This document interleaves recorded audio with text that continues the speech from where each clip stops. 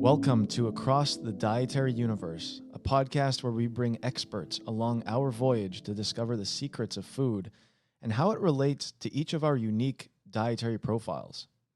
From the origins of diets to current eating trends to the frontier of food innovation and the future of how we eat, we'll discover that when it comes to food, things are not necessarily as they seem. Honeycomb is a mobile app that works with your iPhone or Android device to help you find suitable food to eat at restaurants near you based on your specific dietary requirements. If you're plant-based and celiac, low FODMAP with a tree nut allergy, keto and dairy-free, we support countless dietary combinations and profiles. Based on your inputs, Honeycomb curates the best restaurants for you and the best options to order at those restaurants. If you have more severe allergies, don't worry. Honeycomb only recommends you places that have a clear protocol to deal with cross-contamination. Pre-order Honeycomb today at get.honeycomb.ai. Welcome, Elysabeth, to the Across the Dietary Universe podcast. I'm so excited to have you on, and we're just chatting. Like I said, I'm a little bit starstruck because you're such a powerhouse in the plant-based community, and I feel like sort of like I'm interviewing the interviewer in some ways because you're alongside so many prominent characters who are helping this movement so much.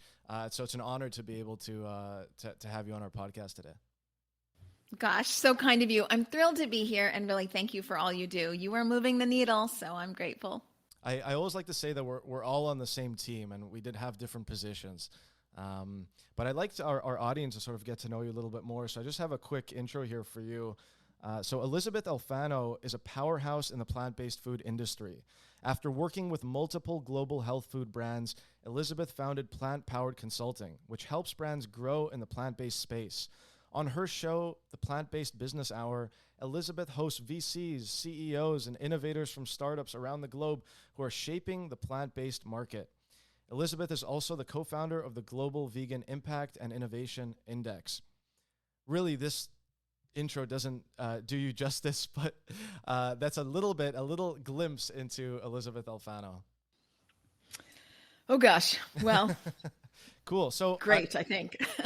Let's start things off a little bit light. I'm in a lot of groups on Facebook for vegan in this city, plant-based in that city. I have to, as part of my job, I need to have like my ears everywhere to see what's happening from the ground up. And there sometimes is a case of some people are in it for different reasons. Some people are in it for the climate, others are in it for the animals, others are in it for the health benefits.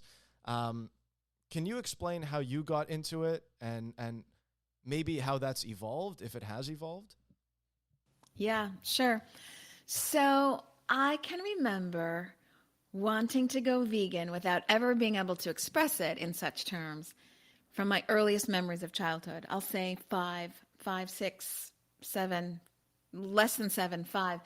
We would sit at the dining room table and I was told, you must eat your meat. And I wasn't trying to be a spoiled brat. I just couldn't do it. And of course, I couldn't tell you factory farms or, I couldn't tell you anything. I just viscerally, I couldn't chew it. I found it disgusting. I never even got to, does this taste good? I couldn't chew muscle. And so I would tell my folks, like, I can't do this, in the kid way. I'd be like, I'd spit it out. And they were like, oh my gosh, this is awful. And I love them and they love me back.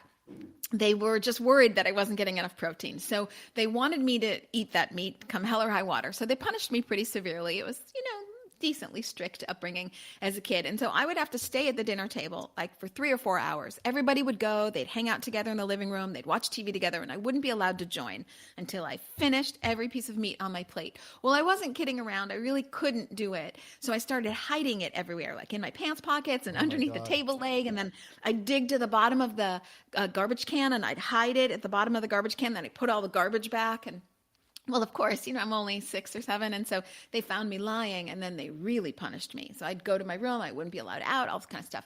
So fast forward, I'm an adult, well into my 40s. Okay. I now have seen every factory farm video. I know what's going on. I also know that everyone else around me knows what's going on.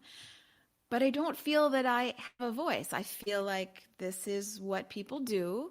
What it means to be an adult is you do that which you know is wrong. and you do it anyway, because we're all sitting here eating meat, just going along our business. And so it never sat well with me, but I just didn't know what to do about it or how to not do it or why the world was working this way. Again, well into my 40s. I'm a big adult here. But I couldn't find that voice. And I would always kind of keep it to myself. Like I'd order the vegetarian option on the menu and I just would never really talk about it. Then my nephew, who's an athlete, goes to the University of Oregon, which, in Canada, I don't know if you know anything about it, but they've got a big football team. He comes back from college, first semester back at Thanksgiving, comes back for the first time home, and he kind of announces to everyone, oh yeah, coach says, if I'm going to play for the team, no meat, no dairy. And I was like, What the F? You got a professional to give you permission. I'd been waiting for permission my entire life. I was vegan that sentence. I was like, yeah, I knew it all along. Wow. So then I was sort of mad because I was like, my voice has been taken from me now for again, I love my parents. I love me back. I don't blame my parents, but I just sort of felt like even once I left the household as an adult going to college, it's just reinforced. You eat meat, you eat meat, you eat meat. And I knew I didn't want to do it. And so then it turned for me and I was like, well, all right, then I have my voice now, don't I? So I think I'll use it. So I've been pretty active ever since. What a story. There's a couple things I want to address there, but in those 40 years, were you just eating it begrudgingly or you just avoided it altogether? I avoided it, but sometimes I couldn't avoid it. Well, first of all, I didn't know about dairy. Right. And, for anyone who's considering that, a lot of people don't want dairy for health, of course, because 65% of all Americans are lactose intolerant, much higher with Asian Americans, which is almost 100%, and African Americans in the high 80s. And this can range, you talk about this a lot, I'm sure, on this show, but being lactose intolerant can be anything from just being uncomfortable and having gas and being bloating to having acne or asthma, trouble breathing. It can be a severe or just uncomfortable depending on where you are. So a lot of people don't want dairy for that. But when I learned that dairy is basically built on breaking the bond between mother and baby, I just couldn't do that either. So, but of course, prior to that, I didn't know that. So I would just avoid it when I could. And sometimes I'll be at a party with pepperoni pizza. And I was like, this is the gig, I guess. Can you elaborate a bit on breaking the bond? Well, so I used to think, crazy, I used to think that cows just had milk. But of course, they only have milk because they're pregnant, just like they're mammals, just like women, Right. So you only have milk when you're pregnant. So the industry term, this is not my word, the industry term has a rape rack, and they set up the cows on the rape rack. So they're inseminated to be pregnant, give babies, and then as soon as they have the baby, they immediately take the baby away so that they can profit off the reproductive system and just milk the cow for the milk, right. Milk it for all it's worth. They're going to, take the milk that is meant for the baby. And then that baby isn't allowed to be with its mother and it's taken away to a different part of the farm and, hormones, et cetera, really pushing that cow to grow so that you can milk that cow, get everything, get every last thing you can from that cow. So dairy works because it breaks the bond between mother and baby. So it's very hard to have a positive thing to say about that, but I will say here's a positive thing. I try to be positive.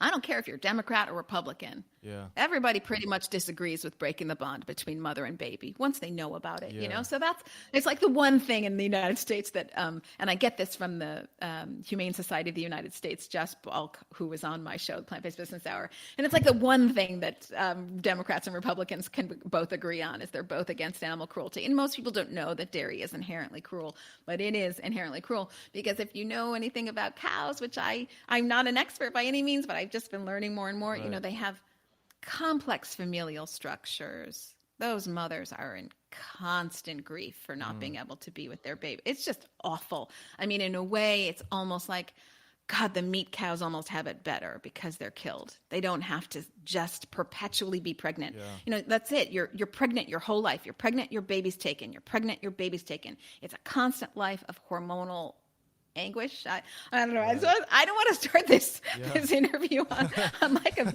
negative Well, you know point, what? but I think it's yeah. important for people to know because it's so easy to label, vegans. It's gone through, the vegan movement has gone through a huge evolution. Like I remember way back when I was growing up, that if you were a vegan, it's like, oh, like it's like you're a meme. It's like you're a vegan and you need to tell everyone about it and you can't shut up and you're protesting and you're this and you're that.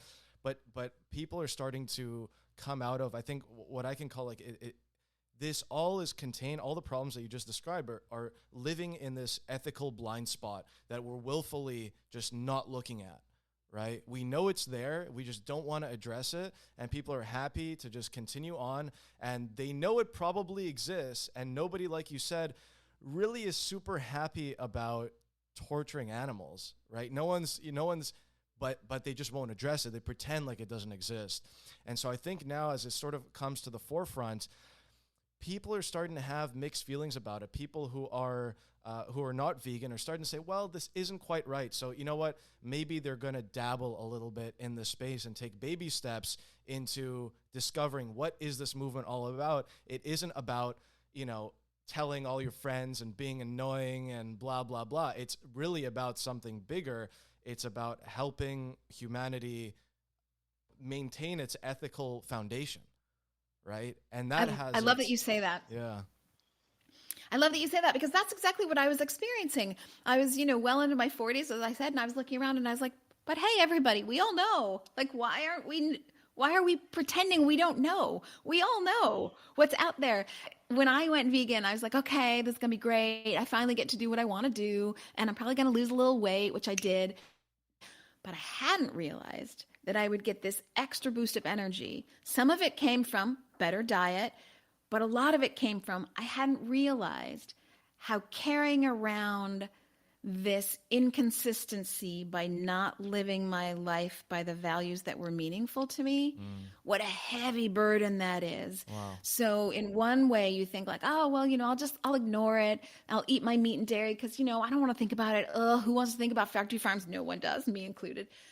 But that comes at a cost because pushing that down to pretend not to see it builds in you. And it's like you're carrying around heavy furniture. And when I didn't have to do that anymore, when I could be like, I'm not contributing to that.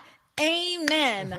I really got lifted. I don't have to carry that around anymore. So, you talk about, we're doing something for the ethical fabric of our society. But we're also doing it for us. I mean, I'm doing it for animals too, for sure. But I got this huge lift, better health, who wants colorectal cancer? Nobody. Yeah. Nobody wants colorectal cancer. So, and definitely not. Yeah, so you get these huge benefits, and you're also helping animals, helping the environment, helping the ethical fabric of society. So it's like win, win, win. Right. I think what has started to happen, which is quite interesting, and we'll get into the business side, but people are able to engage with the plant-based community, with plant-based products, without having to fully transition to plant-based, without having to renounce everything else that they do. And that is starting to work in huge favor for the plant-based community and the vegan community, because it's like, try before you buy. Right? You can go and, maybe you're going to go to A&W. In Canada, we have I don't know if you're familiar with A&W. It's a big chain in Canada.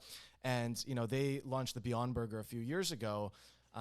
But it's weird because you go get the Beyond Burger and they have mayonnaise on it and there's cheese on it, but there's a Beyond Meat. So it's like one step in, okay, the meat is gone. The cheese is still there. The mayonnaise is still there, but the meat is gone. Now you can try this, say, wait a second, this is not really a huge deviation from, the beef. And then the next thing, maybe, at a different restaurant, you're trying out the plant-based cheese on a pizza. This didn't exist before. It was always like, I remember the older vegan restaurants were like these raw vegan restaurants. And you had to go there, and it's like, well, I'm going to stick with my Italian restaurant, Yeah, 100%.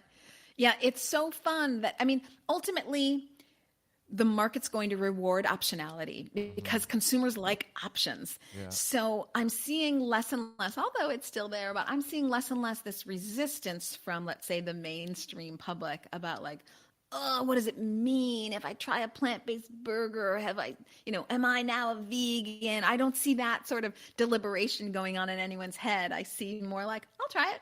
Sure. Yeah. No big deal. I'll like taste it here. I'll try it there. I'll get to dabble in more stuff. I have more options. Consumers love that. Yeah, it's really a great phenomenon. I'm so excited to see it, grow, significantly over the last like 5 years. What I was going to say when you were talking about your story, it's very cool because I think a lot of children are probably having that experience where they're looking at the plate and they're like, something's wrong here. I would love to see a Disney movie that portrays that experience and maybe shows that journey. I think we're probably due for something like that, You are singing my song. I can't get behind this enough. I'm actually working with a group on something like this. I think a lot of people feel the same. Maybe it takes a step of like a pre-Disney and we launch a series on YouTube and people are working on this. So I think there's a lot of push from Gen Z that these ethical stories need to be told. Yeah, it's super interesting. And from my perspective, I deal with so many restaurants with so many different people. Even our application is for every type of diet and multiple diets. If you're vegan and you have a tree nut allergy, if you're vegan and you want to be in a keto diet, if you're keto and you want to find this thing or that thing, we call ourselves diet agnostic. It is, like you said, all about optionality and finding exactly what you're looking for in the marketplace. However, as I look into the future, I'm a technologist. I'm a huge fan of technology, and looking at the companies like Beyond and Impossible, and so many companies, of course, many of them which you have interviewed already. It does look, the horizon that we're looking at seems that over time there will be less of a need for animals in the greater food economy. It might take some time, and that's the misstep that I think was happening before, that a lot of people were coming to this revelation and like, we need to go there immediately tomorrow because this is, but that's not how things work. And I think this process of slowly getting there, adding different elements into the market and realizing, looking at the sausage section in a deli, in a supermarket, and seeing a bunch of plant-based options and saying, why not? Let me try that out. And then you try it and it's like, well, this is pretty darn good. I think that's the way to go about it. But I do believe eventually later down the line, we're going to see more and more to the point where we don't need to rely on animals at all anymore. And they can just roam free. Yeah. But the journey to get there is a little bit tricky, I would say. Would you agree with that? Yeah. So I've got lots of comments on that. Basically, you're talking about shifting industry from the consumer perspective. So there's this growing consumer base. They want products that are better for their health, doesn't have ethical baggage, and doesn't have negative impact on the environment. So people, the planet, and animals. And there are entrepreneurs seeing that demand, and they're responding to it. That's coming from the consumer base. They're getting louder. There's more of them. They're growing with younger generations. It's happening. On the other side, and this is where the magic really comes to be, and how you take growth and you make growth exponential, is you have industry. And industry sees animal agriculture is bad business. It's inefficient. So we have trees that take carbon out of the air. So we need that as we're in a climate crisis. But okay, we chop down those trees and we grow grains and seeds and things. Do we feed that food that has fiber and protein to people? No, we give it to animals. Those animals need time, land, water. Tick tock, 8 months in, still no food. Got to cut down more trees, grow more grains. Are we feeding those grains to people? No, we're still giving them to animals.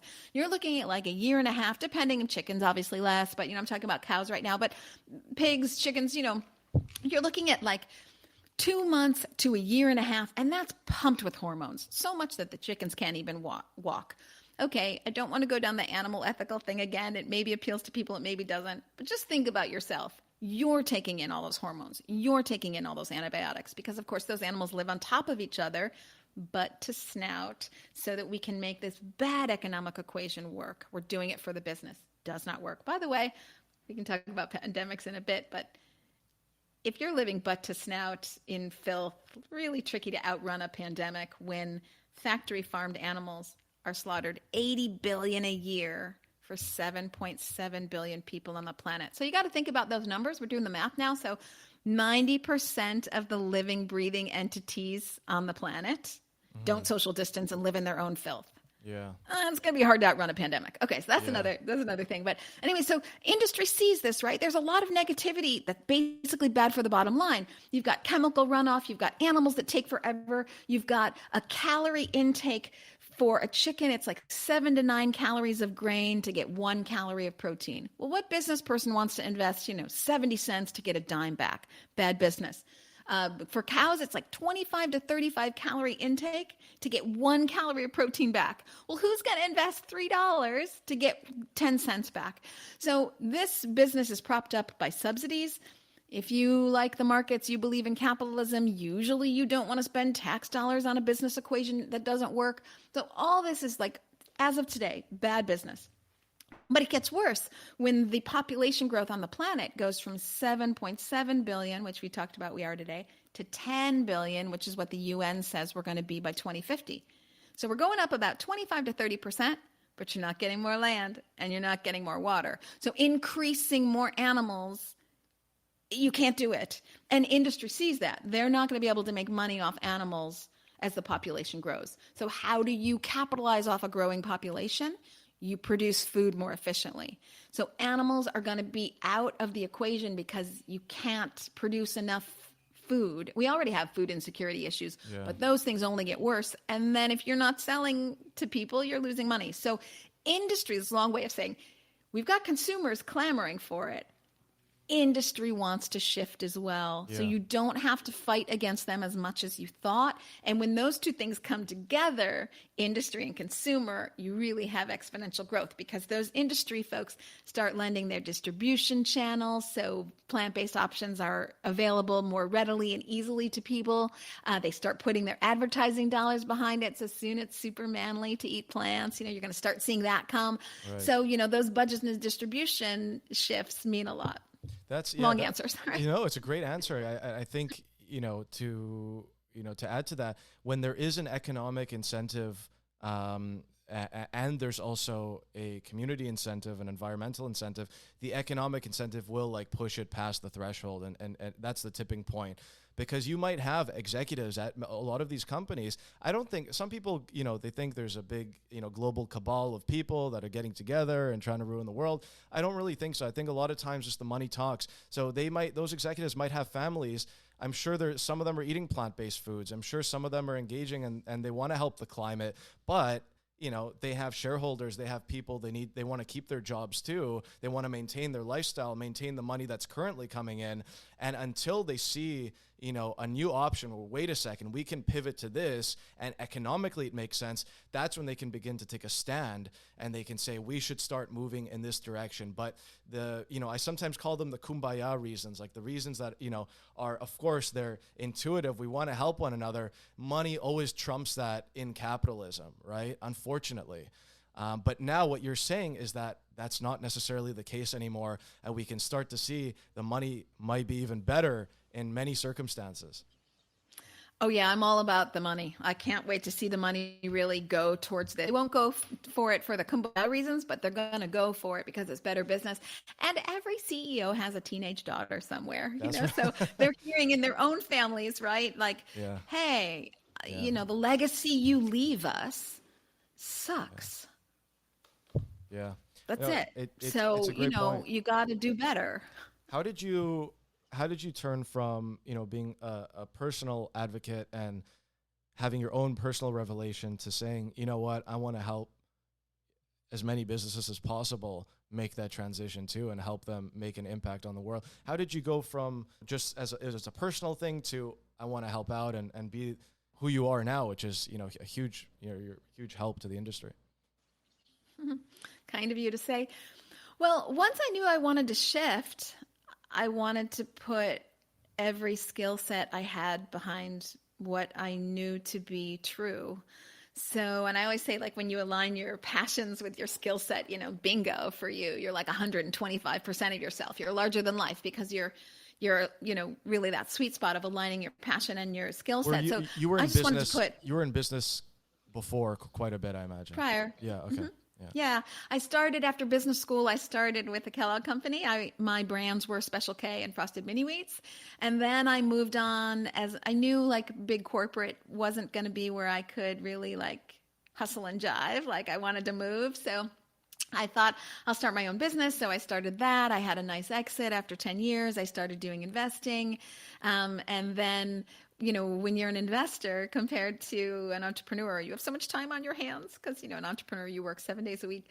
So I was like, wow, I could actually take up a hobby here. So I started just interviewing people, still not vegan at this point, but I started just dabbling in journalism kind of because it was fun for me because I get to learn things from the people that I interview. And then I went vegan and I was like, oh, I think I'll put every skill set I have behind it.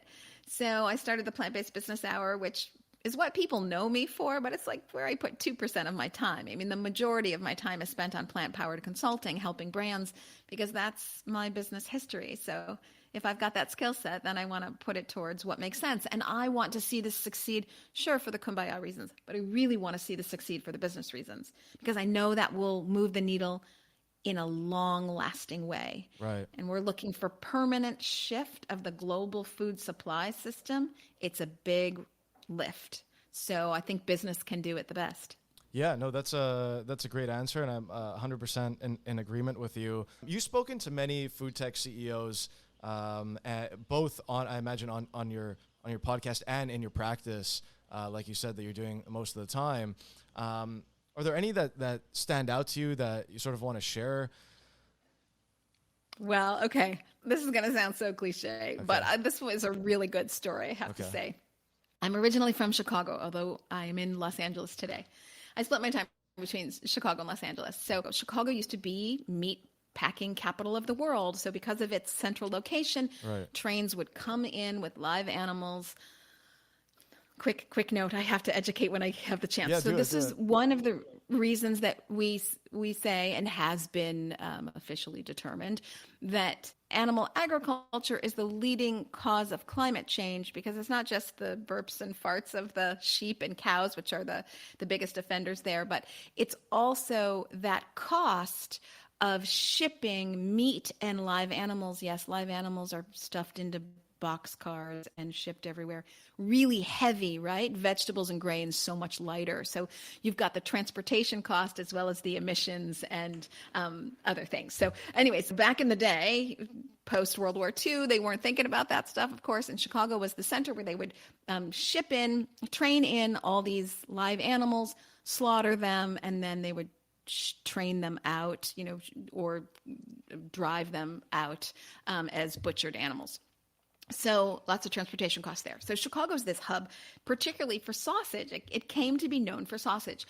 So when Beyond Meat launched the Beyond Meat sausage, which hands down is my favorite sausage, they decided to launch in Chicago. So because I have this Chicago connection, and I was doing a lot with WGN Radio Chicago, major historic radio station. I worked for them, bringing a vegan radio show at the time. Anyway, I said, let me interview Ethan before the press gets it. Because of the Chicago connection, please be on the Plant-Based Business Hour. We'll be first with your sausages that you are launching. So Ethan said, I'll do you one better. I'll come over to your house, which is where I was recording from. This was pre-COVID, so we could all hang out together.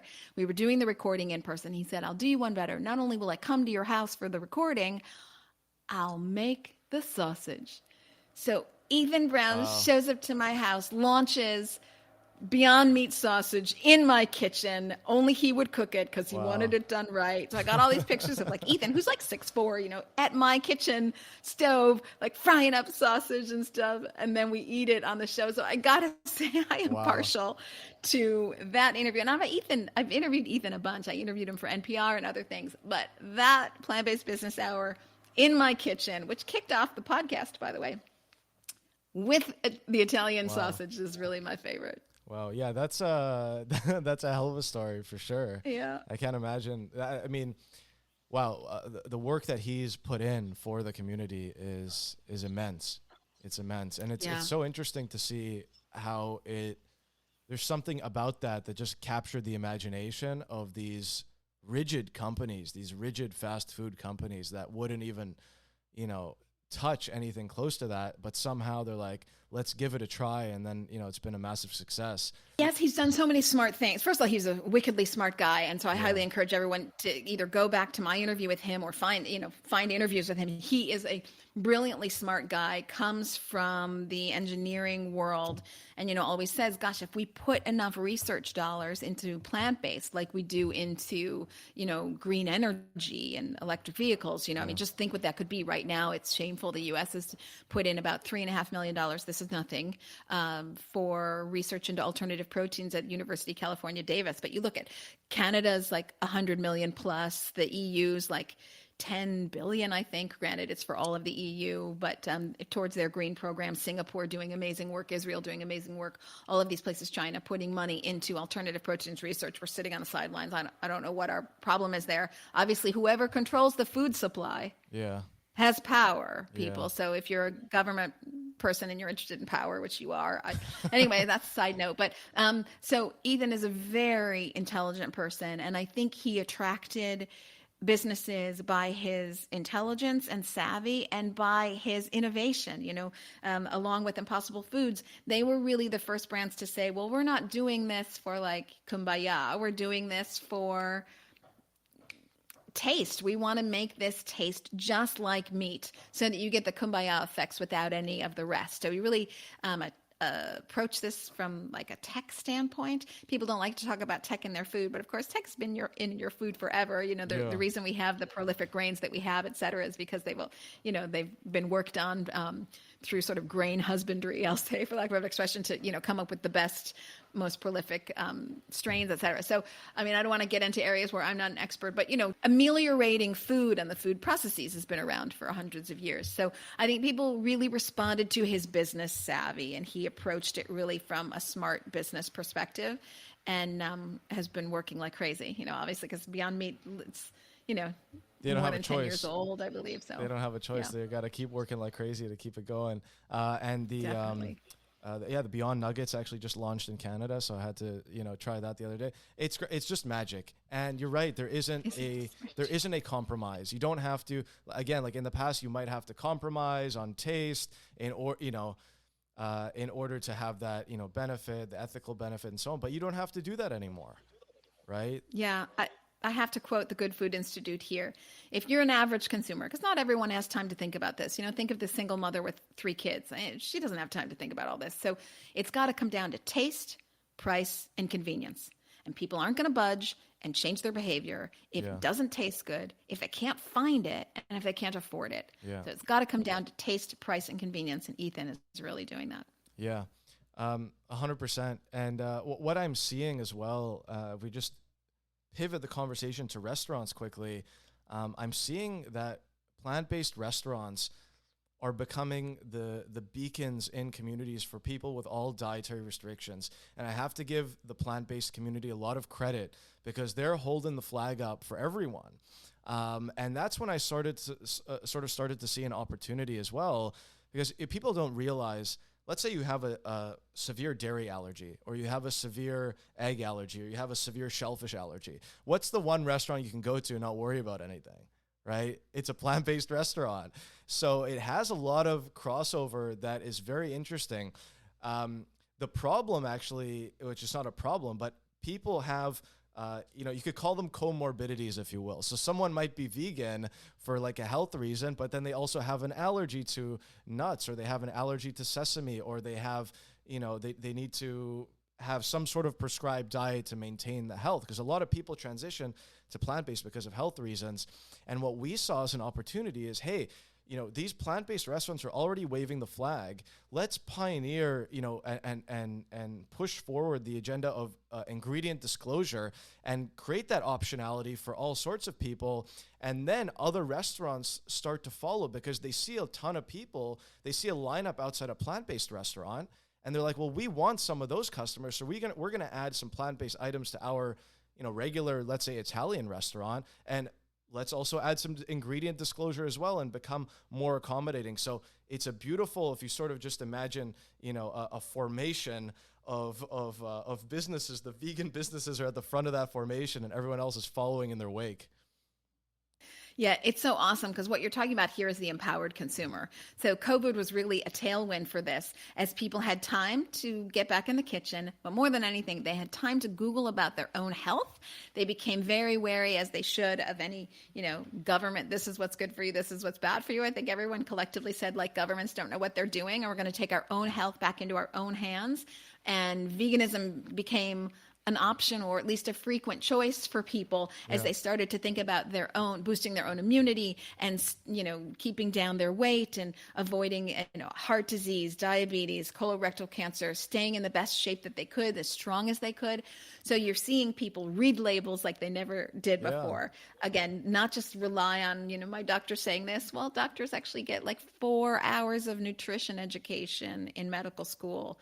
It's actually not a doctor that you should be going to. You have to really go to a dietitian, someone who gets actual education in nutrition. So, people aren't really listening to doctors, or certainly not governments anymore. They're really focusing on those ingredients. What are they? And how do my personal health, no longer this one size fits all, and you're just all supposed to get, like, again, the dietary guidelines for the US, we used to have a pyramid. Now we have a plate. And most people are like, I'm just not listening to you. I'm doing what I need to do for my health. And the restaurants that are transparent, the products that are transparent, those are the ones that are really doing well as people read those labels for the first time. Yeah. And look, I've spoken to a ton of dietitians, and the one thing they say, which is, contrary to the government food guidelines, is you have to personalize. Everyone is an individual, and you have to figure out which diet works for you with your given set of issues that you might have, digestive or otherwise. And so what does that mean? It means the consumer has to be empowered. As we're getting more educated, there needs to be options. It's fundamental. And so I think this entire movement, I don't really understand the pushback that it gets. And I think the pushback is starting to, be less and less. It's really just coming from the dinosaurs, frankly, at this point. But it helps everyone is the point. So whether or not you want to be plant-based today, you're going to wait 50 years, or you're going to wait, your children or grandchildren, it doesn't matter. The movement is helping everyone. It's helping the entire world. And there really isn't a downside unless you're making, a ton of money in factory farming right now and you're a big grumpy, right?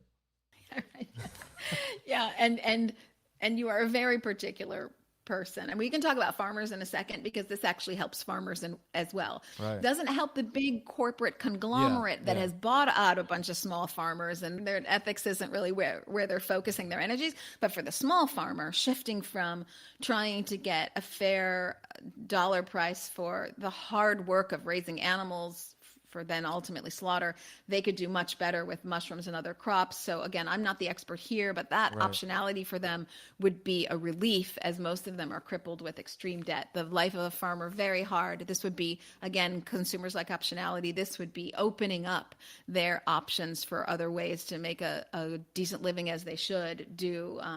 Respect and props out to all the farmers. But I want to riff off of what you're saying, two things. So first of all, when you talk about like the vegan restaurants being like, hey, this works for everybody, I think of the, because whatever dietary thing you need, vegan's going to pretty much do it for you. I remember the Physicians Committee for Responsible Medicine, and if you don't know who they are, go to physicianscommitteeforresponsiblemedicine.org or .com, often referred to as PCRM. They were trying to work on something called the universal meal for airlines. So rather than do like, you go to an airline, it's like, is it halal? Is it kosher? Is it, no wheat, no gluten, no meat, no dairy, is it, just do, there are some foods like vegan that end up working for everybody. And so they're really pushing for this kind of universal airline meal that has, 2 or 3 choices. You still have optionality, but you don't have to go through the 10 like different religions and everything. Right. So I love that concept. And I think vegan restaurants are already doing that, being this catch-all for so many individual needs and choices. But I also just want to make one more comment. You're talking about, moving things forward, like you don't really understand the pushback, because with the exception of some grumpy folks, otherwise this really works for everyone. And I would say, like, if you can't get behind this at least a little bit, to try it and make it, part of your smorgasbord of what you have every week. We eat lots of stuff, in a week. If you don't at least work it into part of what you're doing, you're only hurting yourself. You're only working against yourself. So I think that's why more and more consumers are not really slamming vegans anymore. They're just sort of saying, like, yeah, I can do plant-based sometimes. Yeah. Yeah, well, I mean, it's also a network effect, too, because you start to have friends that when they go out, they're ordering, and then maybe you're trying what they have, and you're like, well, that's not so bad, actually. Yeah, 100%. What are the next things that we can see in terms of, restaurants, for example? I mean, maybe this started with coffee shops early, where we started to have the soy option instead of the milk option, right? And then it became almond milk, and then it became, other nut milks, and now you have oat milk. Oat milk is like the most popular, I think, non-dairy alternative. And at restaurants, we're seeing, okay, the plant-based burgers, we see a ton, even like a random bar, right? You go to a bar and it's like, oh, they have this plant-based burger there. What is the next thing? There's some restaurants have cheeses. There's this one beautiful Italian restaurant in Vancouver. They have a plant-based cheese on their pizza, which I helped them sort of pioneer. I'm like, guys, you're in a plant-based community, you're in a plant-based neighborhood, add a plant-based cheese option. I guarantee you it's going to sell. They did it, and lo and behold, people are buying it. It tastes amazing. What is the next thing? We have meats, we have cheeses, we have alternative dairy options. What do you see as maybe the next thing coming out? Seafood. I mean, first of all, we do have to nail cheese, right? So some plant-based cheeses are better than others. So we're going to see cheese really, and I think fermented proteins are going to play a big role here. If you don't know what that is, we can talk about it a little bit. But I do think we're going to see the amelioration of cheese, and then you're going to see the dawn of plant-based seafood. And that's going to take a bunch of forms. So either the plant-based version or the cellular version. That's going to take a little bit longer. But basically, I used to think that cellular agriculture, so the growing of animal meat, just what we need, just the parts that we need. So not the waste of like the tail and the hooves and the blood and this stuff that maybe we weren't using before. But if you just are growing what you need, I used to think that was the death of animal agriculture. And I no longer see it that way. I see it as the natural progression of animal agriculture. So with everything, we strive to make it better as the industry grows. So if you think that we used to have, landlines, and then we moved to cell phones that were like as heavy as a brick, and then we moved to like flip phones, and now we have a smartphone. We still talk on the phone though. So a cell phone isn't the death of talking on the phone. It's just an amelioration of how we do that. And the reason we switched to smartphones is because it's more efficient for us. It serves us better. Right. When's the last time you waited in line to develop your film at a Walgreens? Probably a long time ago, because you've moved on to digital photos. It's not because you spit on your history and culture that things are changing and you don't want to recognize the pictures that your grandmother took of you when you were a baby. Right. It's because it serves you better. So, as we move towards a system that just works better for us, uses less land, less water, less resources, less time, has less chemical runoff, emits less greenhouse gases, doesn't have hormones, doesn't have antibiotics, no pandemics. And, we haven't even talked about like, what's it like to be a worker in a slaughterhouse? Could there be a worse job? Is there any surprise that alcoholism and post-traumatic stress syndrome run rampant in those communities? So, you don't have all this with cellular agriculture. So I just see it as like, the next step to doing things better, just like the smartphone. So how much of a wait do you think there is for the lab-grown seafood before we see it on our plates? So I think there are testings happening now with like 5 investors. They're getting to taste test the first stuff. I think for the average person to see it on, Singapore already has a restaurant or 2 and Israel has 1 restaurant. So you have these small quantities dabbling out there. I think you're looking at 10 years before people can order it on a menu. Yeah, because right now you're seeing your salmon lox vegan alternative is made out of carrots, right? It's like a carrot lox is what we typically. I love her. So shout out to Aki. You're talking about Aki Save to See, right? No, I think there's a few brands, but please feel free to shout out. Yeah. Oh yeah, Save to See. She's in Victoria Island. Am I getting that right? Vancouver Victoria Island. Island. Vancouver, sorry. And Vancouver Victoria's a Island city in there. Victoria. Yeah. Sorry, yeah. Vancouver Island. Yeah, that's a great brand. That's a great brand too. I mean, love that brand. I'm happy for it. There's nothing wrong with that. I've had it before and it tastes amazing. But I guess there is a bit of a chasm there between where that is and lab grown lox, if you will. Yeah. Yeah, 100%. So, I think it's going to be a while. I know Blue Nalu, which is a company that's made great strides in San Diego. Shiok Meats out of Singapore.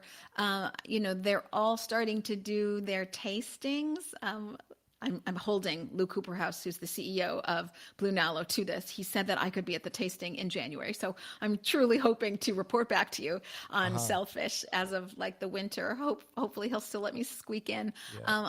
I think they're up and coming, but scaling it's gonna take a while.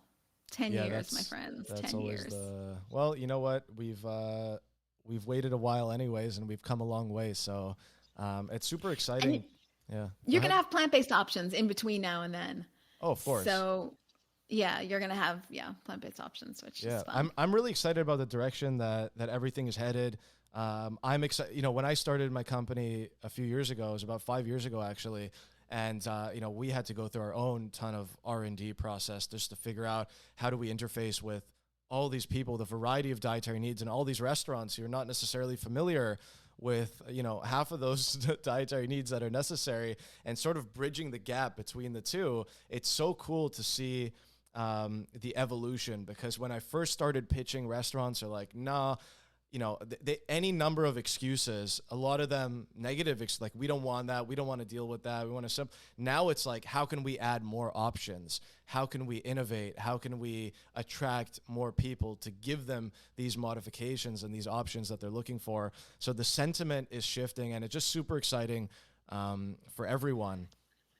I have two comments there. So power to the people. It used to be the industry told you what to eat and you better shut up and like it. And that is just not the case anymore. So power to the people. Thank you everybody for advocating for yourselves. Don't be waiting on government to help you out there. Advocate for yourselves and we will see these changes in the marketplace. You align your purchasing power with your values or your health goals for yourself. You're going to see big changes. So I just love it. Power to the people. And then I'll say, if I can help you in any way, I'm just thrilled that you're doing the work that you do. Thank you for doing it. If you just use me as a resource, I'm around. So if I can help you in any way, get restaurants more options, I'm happy to do it. Yeah, or come down to LA and help me over here get more restaurants, and Chicago. So we would make quite a team. I might take you up. I might take you up on that. And because you know what? Awesome. I have to admit, I've never been to California. What? I know. Down here. I know. I gotta come and check it out. You know what the issue is? I always tell people, I feel like if I go there, I'm not gonna come back. Like I'm gonna go to California, I'm gonna fall in love with it, because it's like I'm in BC, so we're on the West Coast, but I love the heat. And like if I go down there, I'm just gonna fall in love with the heat and the sun and the beaches. So it's very, very dangerous to come, but definitely we should do that. If people want to find out more about you, Elysabeth, they should just go to your website.